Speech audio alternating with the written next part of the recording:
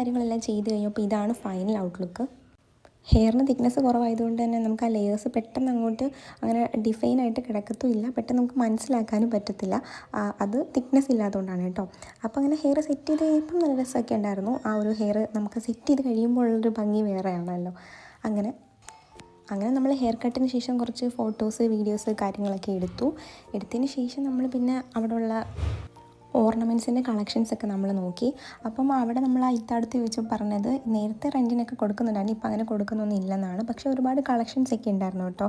അവിടെ നമ്മൾ കയറി ചെല്ലുന്ന ഫ്രണ്ടിൽ തന്നെ ഒരുപാട് കളക്ഷൻസും കാര്യങ്ങളൊക്കെ ഉണ്ടായിരുന്നു. അപ്പോൾ ശരിക്കും ഇത് സെറ്റ് ചെയ്ത് കഴിഞ്ഞിട്ട് എങ്ങനെയാണെന്ന് ഞാൻ ഒന്നും കൂടെ കാണിച്ചു തരാം. ഇത് എങ്ങനെയാണ് ഹെയർ വന്നിട്ടുള്ളത്.